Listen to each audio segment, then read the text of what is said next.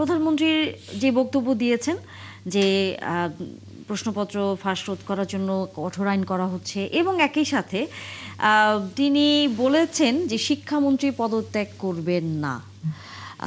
সেই হিসেব করে এই দুইটি তথ্য শিক্ষার্থীদের কাছে পৌঁছানোর পর আন্দোলনের আসলে এখনকার অবস্থাটা কি? আন্দোলন যেরকম ছিল সেরকমই চলছে। দেখতে গেলে আন্দোলন এখন দেখতে গেলে 7টি রাজ্যে ছড়িয়ে পড়েছে, দিল্লি ছাড়া। পুনে, পাটনা, বোম্বাই, জয়পুর, কলকাতা, গোয়া, পাটনা, সর্বত্র জায়গায় আজ দিনে আন্দোলন হয়েছে। কলকাতায় তো লম্বা মিছিল বেরিয়েছে, যেখানে একটু সাময়িকভাবে সিআরপিএফ আবার একটু লাঠিচার্জও করেছে। তো এই ঘটনাটা ঘটছে। প্রধানমন্ত্রী কালকে রাত্রে একটা লেট নাইট ভিডিওতে উনি জানান যে ফাস্ট ট্র্যাক কোর্ট চালু করতে হবে, এবং ফাস্ট ট্র্যাক কোর্ট চালু হয়েও গেছে আজকে।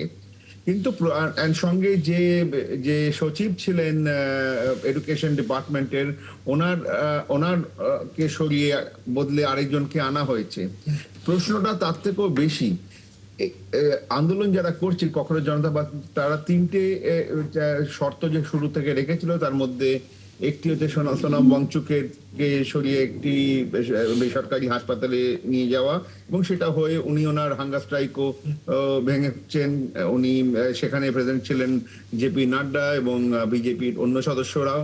সেটা বাদে বাকি দুটো, যেটা মেন হচ্ছে যে 1 কোটি টাকা করে প্রত্যেকটি পীড়িত ফ্যামিলি যাদের ঘরে সুইসাইড হয়েছে তাদেরকে দেওয়ার, এবং সেটাও মোটামুটি সরকার মেনে গেছে।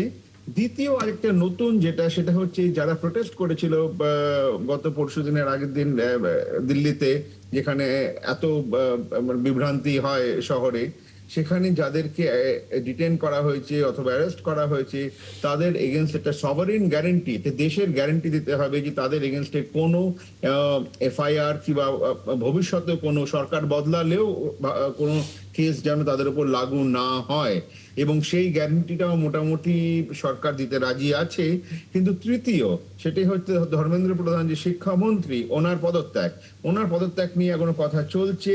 কিছু সূত্রে খবর পাওয়া গেছিল কি আগামীকাল উনি মানে আজকে আর কি মানে দিনে 25 তারিখে উনি পদত্যাগ হয়তো দেবেন, কিন্তু আবার অন্য সূত্রে খবর পাওয়া যাচ্ছে যে সেরকম কোনো ঘটনা ঘটছে না, উনি ওনার জায়গায় থাকবেন। যেটা ঘটতে পারে আগামী সময়ের মধ্যে 3-4 দিন কি 7 দিনের মধ্যে, যে একটা টোটাল মন্ত্রী সভার মধ্যে একটা রদবদল হওয়ার, যেটা একটা রুটিন রিশাফেল বলা হয়। সেখানে যদি ধর্মেন্দ্র প্রধানকে একটি মন্ত্রী এডুকেশন থেকে সরিয়ে একটা অন্য মন্ত্রিত্বতে তাকে বসানো হয়, তাহলে সেটা একটা হওয়ার চান্স আছে, কিন্তু সেটাও এক্ষুনি কিছু ক্লিয়ার নয়।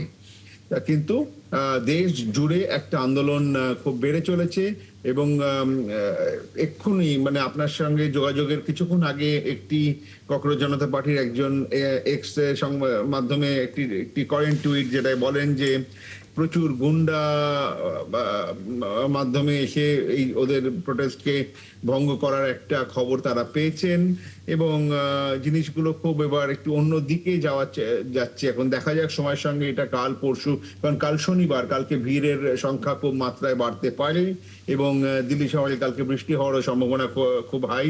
দেখা যাক এই বৃষ্টি এবং শনিবারে ভিড়ের মাত্রা, আসছে রোববার, সেই দিনে কত ভিড় বাড়তে পারে সেটার উপর অনেক কিছু ডিপেন্ড করছে। মিনওয়াইল যারা হিন্দুত্ববাদী পার্টির কিছু যারা হার্ডলাইনার, তারা ইনস্টাগ্রাম, টুইটার, ফেসবুকে ককরোচ জনতা পার্টিকে ভয়ানকভাবে থ্রেট দিচ্ছে, এবং সেটা ভার্সেস স্টুডেন্ট একটা মোটামুটি লড়াই চলছে আর কি। সম্ভবত আমার একটা প্রশ্ন আছে এই আন্দোলনটাতে, আমিও খেয়াল রাখছি বাংলাদেশ থেকে শুরু থেকেই। এখানে একটা শুরু থেকে আজকে যেমন শুভেন্দু অধিকারী এন্টি সোশ্যালদের এবং দেশ বিরোধীদের কর্মকাণ্ড বলছেন, আবার বিজেপি নেতারাও শুরু থেকে এটাকে মুসলিম, জঙ্গি, পাকিস্তান এই মানে ইয়ের মধ্যে, ফ্রেমের মধ্যে ফেলার চেষ্টা করছেন।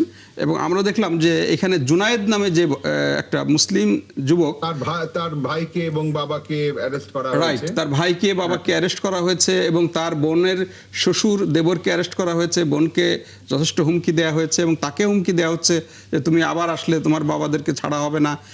এই যে মানে যখন আপনার মানে এই সিজেপি, ককরোচ জনতা পার্টি, এই যে ভারতের এতদিনের মানে ওরা বারবার বলছে যে হিন্দু মুসলিম তারা রাজনীতি করছে হিন্দু মুসলিম বিভেদে, তো সেটাকে তারা প্রত্যাখ্যান করে সেখানে মুসলিম, জৈন, খ্রিস্টান সমস্ত ধর্মের লোকদেরকে কিন্তু সেখানে জড়ো করেছে। তার বিপরীতে আপনার এই যে বিজেপি এখনও সেই হিন্দু মুসলিম ফ্রেমের মধ্যে, এই যে পাকিস্তান ফ্রেমের মধ্যেই তার রাজনীতিটা ঘুরছে, পরিবর্তনটা কিভাবে আসলো? পাকিস্তান ফ্রেম যেটা রাখা হয়েছে সেটা হচ্ছে 480টা পাকিস্তান হ্যান্ডেল, যেটা সত্যি কথা বলতে আমারও নিজের চোখে পড়েছে যে কিছু ভুয়া ইনফরমেশন দিচ্ছিল। আপনাদের যখন বাংলাদেশেও যখন জুলাই অভ্যুত্থান হয় তখনও আমি দেখেছিলাম যে কিছু ভুয়া হ্যান্ডেল থেকে প্রচুর রকমের নিউজ যাচ্ছিল, এবং সেটা তো একটা এরকম মাধ্যম থাকলে সেখানে হবে, রিউমার ছড়াবে, তাদের কিছুটা ঘটনা কিছুটা রটনা তা চলবে। এছাড়া যেটা আজকে আমাদের এক্সটার্নাল অ্যাফেয়ার্স মিনিস্টার যেটা থেকে বলা হয়েছে, তাদের প্রশ্নতে বলা হয়েছে, জিজ্ঞেস করা হয়েছিল কি কোনো ফরেন ফান্ডিং আছে, কোনো ফরেন হাত আছে, সেখানে ওরা পুরোপুরি গভর্নমেন্ট বলে দিয়েছে না, এরকম কোনো খবর আমাদের কাছে নেই। এখন এগুলো হচ্ছে অন দ্য রেকর্ড। বাকি যেগুলো কিছু শোনা যাচ্ছে, যেরকম একটু আগে আমি বললাম যে কখনো জনতা পার্টির থেকে টুইট করেছে যে আমাদের খবর, মানে তারা বলছে তাদের কাছে খবর আছে যে কিছু গুন্ডা এলিমেন্ট এসে তাদের আগামীকাল এবং আগামী রোববারের প্রোগ্রামে কিছু বানচাল করতে পারে, মারামারি করতে পারে। হতে পারে, নাও হতে পারে, কিন্তু কারণ দিল্লি পুলিশ একটা কথা পরিষ্কার করে বলে দিয়েছে যে আমরা জিনিসটাকে এবার ভালোভাবে দেখার চেষ্টা করছি যাতে এরকম ভাবে না হয়। এবং আপনাকে আমি বলি, যেদিন থেকে এটা শুরু হয় 6 তারিখ, সেদিনকে আমি প্রেজেন্ট ছিলাম, সেদিন থেকে শুরু করে বেশ কিছুদিন দিল্লি পুলিশের কোঅপারেশন কিন্তু ওখানে খুব ভালোভাবেই ছিল। ফর এক্সাম্পল, আমি যখন ঢুকছিলাম সেখানে আমার ক্যামেরা ব্যাগে জলের বোতল ছিল, এবং একটি পুলিশ আমাকে জিজ্ঞেস করে আপনি একটু জল খাবেন না? আমি যে কেন, আমার তো জল খেলে শেষ হয়ে যাবে, ছোট বোতল। সে বলে না, আমি একটু রিকোয়েস্ট করছি আপনি একটু খান। আমি যে কেন? প্রশ্নতে উনি আমাকে বলে যে দেখুন, এখানে তো অনেকে অনেক রকম জিনিস, ভুল জিনিস নিয়ে, কেমিক্যাল নিয়ে ঢুকতে পারে, সেই জন্য আমরা প্রত্যেকটা বোতল চেক করছি। ঠিক আছে, সেটা যদি একটা কনসার্ন সিকিউরিটি হয় তাহলে নিশ্চয়ই সেটা আমরা কোঅপারেট করব। এবং এরকম ভাবে কোঅপারেশন হয়েছে। আমার নিজের ফোন ওখানে গুম হয়েছে, এবং এই ঘটনায় তো সেটা আবার খুঁজে আপনি তো বোধহয় আজকে দেখেছেন যে উত্তরাখণ্ডের একজন পুলিশকে দেখলাম আমি, পুলিশ অফিসার, তিনি একেবারে পোশাক সহ এসছেন এবং তিনি চাকরি ছেড়ে দিয়ে এটার সাথে সম্পৃক্ত হয়েছেন। তো এই সরকারের ভিতরে এটার প্রতিক্রিয়া কিরকম হয়েছে? সেটার একটু ব্যাকগ্রাউন্ড আপনাকে আমি দিচ্ছি। কিছুক্ষণ আগে এডিজি বা আইজি উত্তরাখণ্ডের একটি সংবাদ মাধ্যমে কথা বলেন এবং আমি ওটা শুনি। ওখানে বলা হয় যে উনি কিছু ক্রিমিনাল গ্যাংসের সাথে তার নামে এফআইআর গত 20 তারিখে ছিল, এবং সে তার অফিস আসা বন্ধ করে দিয়েছিল, তার নামে একটা ইনভেস্টিগেশন চলছিল ডিপার্টমেন্টাল। এবং উনি এখন সেটা পুলিশের, মানে ওনার বসের, মানে দেখতে গেলে উত্তরাখণ্ড পুলিশের বক্তব্য যে সে অলরেডি নিজেকে ডিটাচ করে ফেলেছিল পুলিশ সার্ভিস থেকে। তো সেটা এখন আন্ডার ইনভেস্টিগেশন, সাবজুডিস। তো সেটা নিয়ে বলাটা এক্ষুনি ক্লিয়ার হবে না যে উনি কেন এলেন ইউনিফর্ম পরে, এবং ওনার বসেরা ওখান থেকে বলছে যে উনি অলরেডি চাকরি, ওনার আন্ডারে কিছু ইনভেস্টিগেশন চলছিল যে উনি কিছু গুন্ডাদের সঙ্গে মেলামেশা করে কিছু কনস্পিরেসির সাথে ছিল। কারণ এটা it's too early to say কি এক্স্যাক্টলি কি হয়েছিল। এটাও কি ওই ফ্রেমিং এর অংশ যে এই যে আমরা যে কোন একটা ঘটনায় যখন সরকারের বিরুদ্ধে চলে যায়, সরকার সব জায়গাতে আমরা দেখি, তখন তাকে একটা অন্য অ্যান্টি সোশ্যাল ফ্রেমিং এর একটা প্রক্রিয়া, এটা কি সেরকমই একটা অংশ? দেখুন, আপনাকে একটা কথা বলি, 2014-তে যখন বিজেপি সরকার আসে এবং তার আগে নতুন নতুন কিছু শব্দ শুরু হয়, সেটা হচ্ছে যে অ্যান্টি ন্যাশনাল। এবং দিল্লিতে একটি খুব ভালো মার্কেট আছে এই যন্তর মন্তরের কাছাকাছি, একদম প্রাইম মিনিস্টারের বাড়িরও কাছাকাছি, বলে খান মার্কেট। এবং মানে খান মার্কেট গ্যাং, কারণ ওখানে আপনি ব্যুরোক্র্যাট থেকে শুরু করে সাংবাদিক থেকে শুরু করে সকল রকমের ইন্টেলেকচুয়ালদের পাবেন, যারা একটু বসে কফি খাচ্ছে, একটু গল্প করছে, ইন্টারাকশনস করছে। তো খান মার্কেট গ্যাং, অ্যান্টি ন্যাশনাল, এইসব কথাগুলো, টুকরে টুকরে গ্যাং, মানে যারা একটু ইন্টেলেকচুয়ালি লিবারেল মাইন্ড নিয়ে চিন্তাধারা করছে, তারা নাকি দেশ ভাঙার চেষ্টা করছে। তো এরকম এরকম ছোট ছোট একটু গাল মানে মানে অ্যাবিউসিভ ওয়ার্ডস যদি বলা হয়, সেগুলো ব্যবহার করে থেকে থাকে।